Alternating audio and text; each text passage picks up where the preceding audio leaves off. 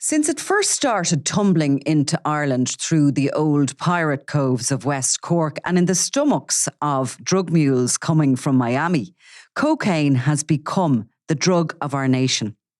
It has swept in like a blizzard, dusting every corner of every small town, and so swift and total has its spread been that the Irish are now some of the biggest users in the world. But to unravel how a small island like ours on the edge of Europe ended up such a big player in the major cocaine leagues, we must follow the white supply lines back to the beginning. We must follow the routes it has taken as it travels across the globe.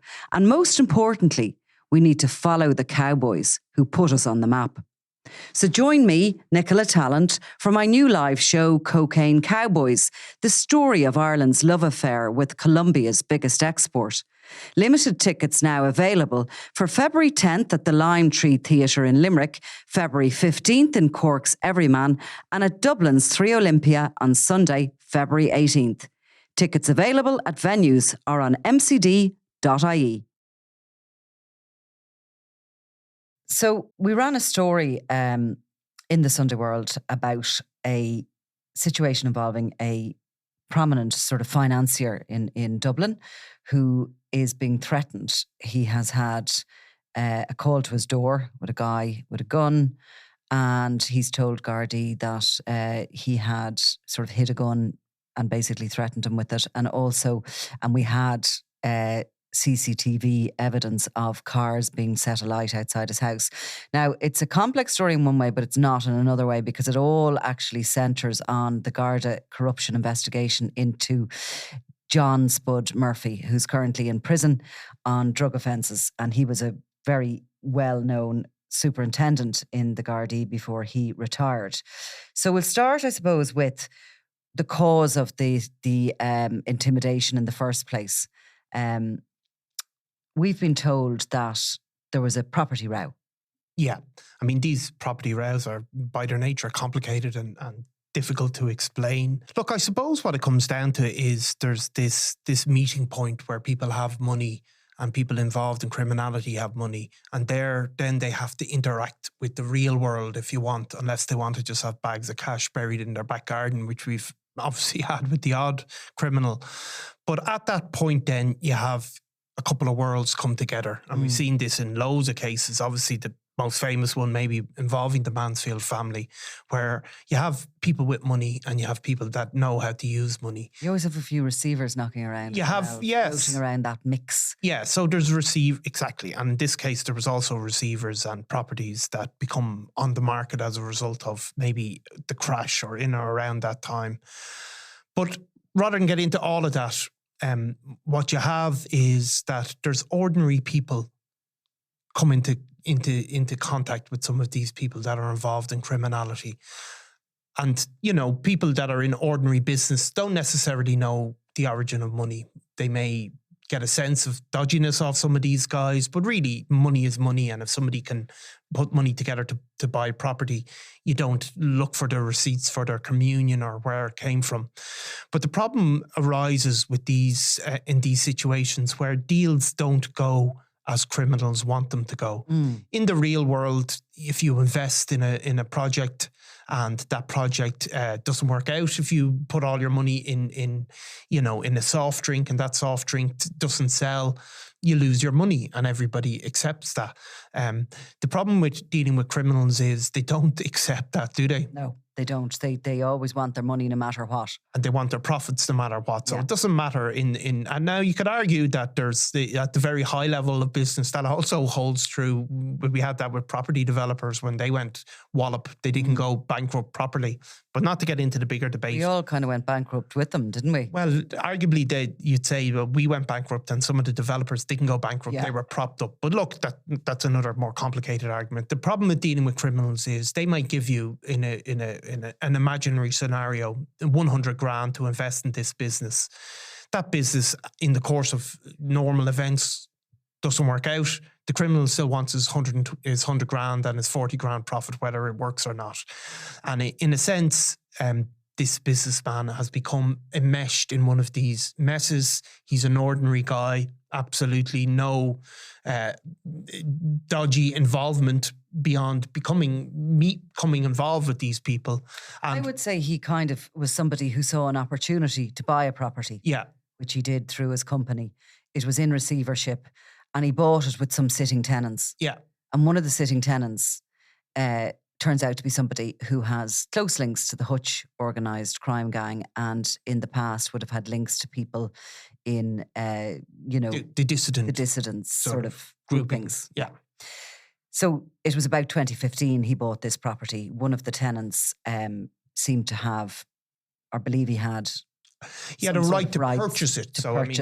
His part of it. Yeah. And the argument sort of started there, and it appears that some heavy-handedness started very early on. Yeah. Because the businessman certainly made representations to the Gardaí and was sort of put in touch with a serving guard through the then retired Superintendent, John Spud Murphy. Yeah, so what happened really was this dispute arose over ownership and money.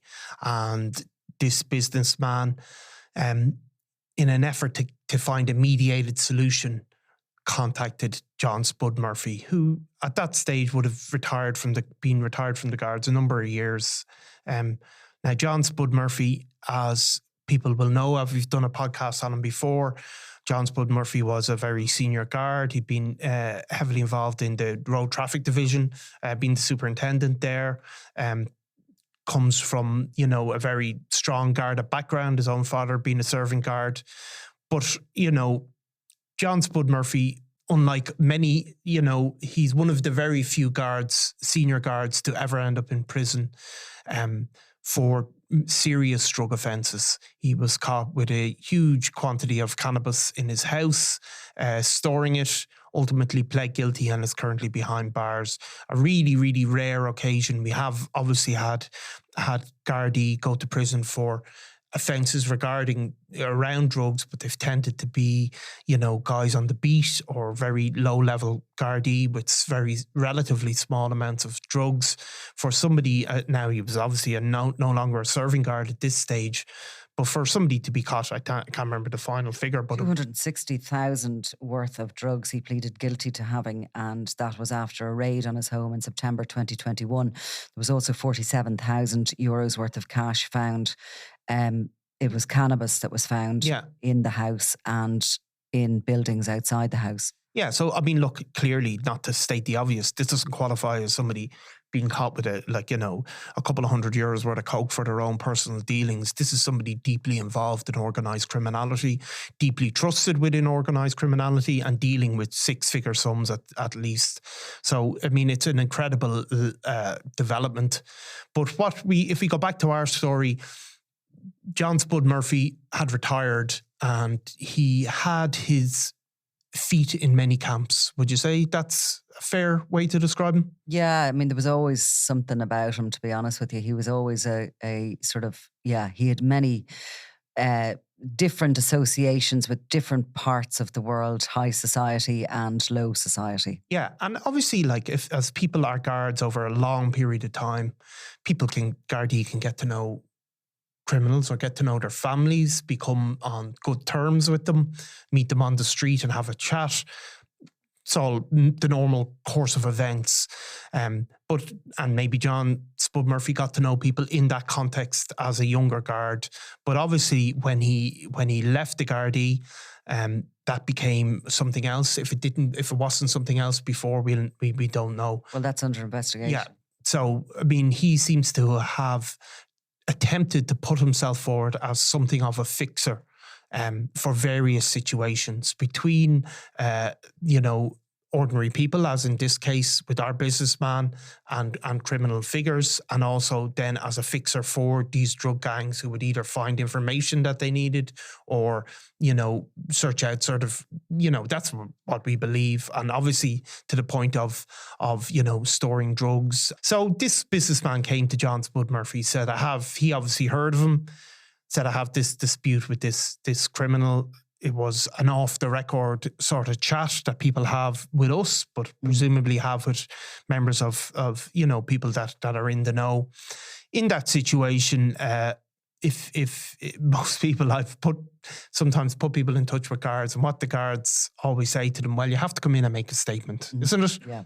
But instead of saying, John Murphy meeting them and saying, yeah, that's a difficult situation, here's somebody you can contact in this station, what he said was, I'll sort that out for you, give me $5,000.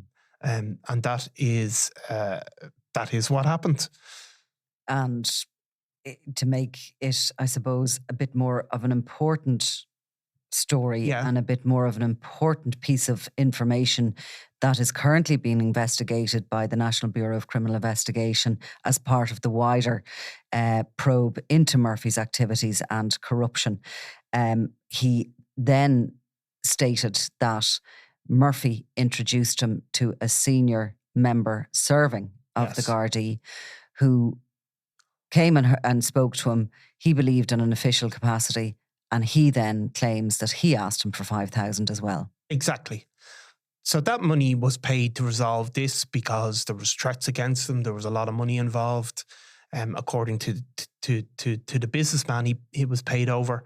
And then what seems to have happened, according to the businessman again, is what constantly happens with these criminal figures, where you get told somebody owes $5,000 for drugs. You pay over the $5,000 and then they come back and say, no, that was actually $20,000. Yeah. So the goalposts kept moving. They were sort of hopeful. The businessman was hopeful that this settlement would be reached essentially between them before anything went to court, where you're talking hundreds of thousands to go to the High Court for cases. And, sometimes it looked as if some settlement arrangement, the money was increasing that was being demanded from him by the individual on the property, in the property involved. The goalpost just kept moving, and essentially it didn't get resolved. So Spud Murphy and his alleged sidekick didn't do what they had promised to do in the first place for their payouts. The whole dispute ended up in the High Court. I think 8 times it went around the High Court. And the businessman ended up having to put the company that had purchased the property into liquidation. Yeah. Such was the level of interest lost, and such was the level of the legal payments that were building. And that's where that has sat. Yeah. But of course, in recent weeks, the pressure has come on again, more intense. The threats coming from the alleged criminal who's demanding his amount of money that he believes he's owed, which is now like up to and topping $1 million. Amounts of money, And obviously his home has been targeted. He says he has been targeted. We have certainly seen evidence of attacks on the cars. We actually ran some of the stills from the cars exploding outside the house, terrifying. And all the while, the focus has returned to the Murphy activities and his involvement in this in the first place. So, I think if you can see this businessman, it's an absolutely horrific position to be in. You can see the footage. These look like guys in their late teens, early 20s. Presumably they're hired. Somebody gives them a couple of £100 to go down and firebomb his car. Smashes front windows. It's really, really a heavy burden for this guy to be living with. These guys, then that footage will be given to the Gardaí. They have their hoods up. It's really, really difficult thing to stop, because there'd be different guys paid a couple of £100 each time. You can track them on CCTV, I imagine, to a degree, but they're just going to be hired out. So it's a terrible thing to have to live with. If people have families, that this level of violence is going on in their home. It's a world place. they don't know. Business people, legitimate business people, don't understand or know this world, and it is terrifying for them. And, security is being ramped up around this individual's home at this stage. And at the same time, he is one of many witnesses that are forming part of a case against John Spud Murphy. Now, what we know about that investigation, which is ongoing, is that the levels of corruption being alleged are literally knocking everyone's socks off. I mean, it was described to me that if half of what is being told to the officers investigating this is true or provable, that this is the biggest case of corruption in the history of the Garda Síochána. And Spud Murphy has been described to me as somebody who was not a corrupted cop, who was almost a criminal who became a cop. And the allegations are going back throughout his career. Right to the beginning and all the way through. And, you know, if proven or if put to him, you know, in a court of law, we're looking at an officer who rose up the ranks to a very powerful position, all the while working with criminal gangs. Yeah. I mean, it's like we've had, obviously, even in recent times, we've had various serving members of Gardaí prosecuted, and right back to John Gilligan, there was officers prosecuted. Like, there was always a kind of a sort of low-level aspect to it. We've had people prosecuted as well, civilian people as well, for looking up things on Pulse. That's all very, very valuable to criminals. It's 100% corruption. But you're talking about another level, what John Murphy is accused of, where you're really talking about people facilitating a high level of organised criminality. Obviously, John Murphy was at a high enough level anyway. The Hutch connection is obviously, we've discussed it as well, that he's regarded as acting as a fixer for the Hutch organised crime group. But there is a belief that it wasn't just the Hutches, that he was a fixer for hire for various criminal figures, including people like Tommy the Zombie Savage, who passed away, I think it was last year. There's suspicions of links to criminal associates of the Zombie. And to the Penguins Network. And to the Penguins Network. And basically to that kind of older generation of criminals who operate in or around that part of North Dublin. John Murphy had, you know, he in his own defense, he described himself as an alcoholic who made a lot of bad investments. But even the fact that as an ex-guard who retired a bit early, he was flying over to Nigeria and investing in oil fields and stuff like that. I mean, it's you know. I mean, among the things that we currently know are being looked into, are being investigated, is claims that he at one point approached some businessmen in the financial arena and told them that there was a fund in Denmark, and it was, you know, 80 to 90 million in it, and that he was looking for ways to move that into the Irish property market. Now, there was no explanation as to who owned that fund, certainly not legitimate. The suspicion is that that was a fund belonging to either one criminal group or a number of them, and that they were looking to move their investment into the Irish property market. Other allegations that have been made against him was that he was at one point trying to sell very high-end paintings, or he was looking for people that might have been interested in them. Some of those paintings may have been stolen by the criminal fraternity over the year. We know there was a number of high-profile robberies on Rusborough House, for example. And paintings are still missing. I mean, masters, some of them.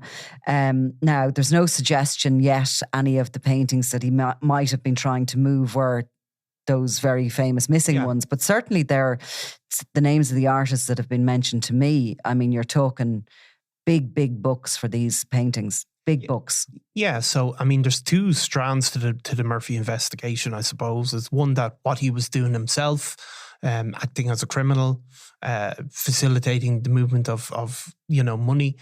The other one, of course, is that through contacts over his years of serving in the force and through people he ultimately knew, that he was attempting to corrupt those still serving officers in order to get information or in order to profit himself. So that's the two strands, really, is what he was up to himself, but also the fact that he was using his contacts within the force to attempt to induce corruption in them through payments. And of course, for a serving guard to receive a payment is 100% corruption and would be a very serious criminal offence for them to profit in that way, like, not to state the obvious. I mean, obviously, over the years I don't know if you saw some of those Netflix series about the New York police in the 80s now. It's brilliant, or in the 70s, and you can see that exactly what went on of that type. So there was, and look, people speak of John Spud Murphy as a shakedown type of guy, don't they? I mean, most certainly. I suppose he became undone. Yeah. In a weird fashion, and it was as there was a warrant out for the arrest of Jerry the Monk Hutch, and around that time when Gardaí were looking for Hutch, they were working with the Guardia Civil. They were aware that he was going to fly into Spain, and I think they were aware when he was due to fly out, and the operation had been set up to arrest him at the airport, but he never flew out. Yeah, and he went into the darkness for a period of time. Now that whole scenario and what went on there appears to have brought attention of Gardaí to certain social media sites, which were running, and one of which had sort of the information that there was a warrant out for Hutch's arrest. Yeah. While it was believed to be a very closely held secret within the Gardaí, and how this piece of information had arrived on a social media site, an anonymous social media site, became the focus of attention. And it was during the investigations into the sort of information that was being posted on these sites that led them to Spud Murphy, to John Spud Murphy.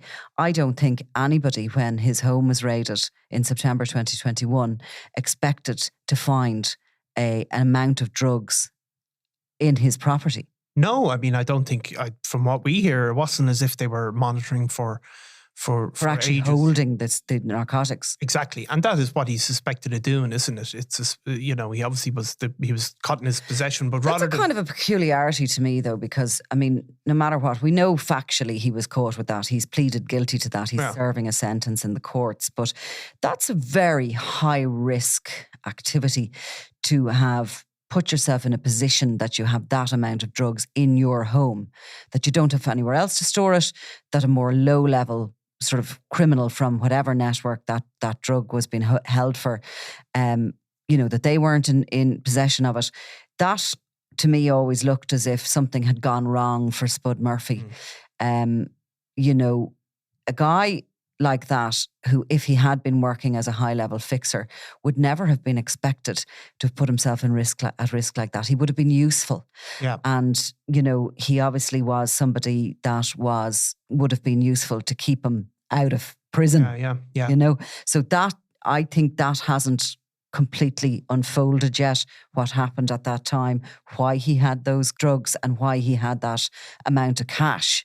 Yeah, I mean, I think you see there was a degree of recklessness about Spud Murphy, though, I think, and a degree of arrogance that can come with people where, storing drugs and money is an easy way. They'll never come for me, They'll never come for me. They'll never suspect me. You don't really have to do anything. You just leave it there and you get whatever, a couple of grand. And it's easy money. It doesn't involve a lot. And people, he seems to have, despite having money washing through him, seems to have still been in money problems and chaotic sort of life. Which is extraordinary as well, because, and to be honest with you, the alcohol addiction that he cited in the courtroom, I mean, how much drink would you have to put into you to get yourself into that kind of financial bother? Because, I mean, he would have had a very healthy Garda pension leaving. We know he was working in the private industry for a long time. I mean, he certainly had bits and bobs of work while he was even serving from the private sector. So he would have been a big earner, especially in retirement. And how many pints can you drink to get yourself into that much trouble that you're holding 260 grand's worth of cannabis? Where you're living, it's your family home. This isn't even a kind of a rental property that you have that you could, if anything was found or anything went awry, you could claim was not yours. This was his family home that this was being stored in. Well, you get a sense from the court case, this sort of excuse was that he'd made all these bad investments, and that can happen. People think they're smarter than they are, and they go out and invest in a magic bean somewhere, and all of a sudden they need a bit of easy cash. I mean, yeah, you're right though. I mean, it doesn't make any sense, but I think there can be a recklessness and an arrogance that comes from, driving for so long without consequence, and Or perhaps he learnt the true colours of those that he had been mixing with for a period of time, if those allegations are right, Yeah. Because, often criminals do turn on people who 100%. feel very confident. But nonetheless, he's been questioned a number of times, and there's a huge investigation underway there. He, I understand, has nothing to say. Yeah, I mean, there was a certain flurry of activity, of course, for a while, around this time last year, or maybe a bit after. And by the way these things go, then all of a sudden it quietens and no charges are brought.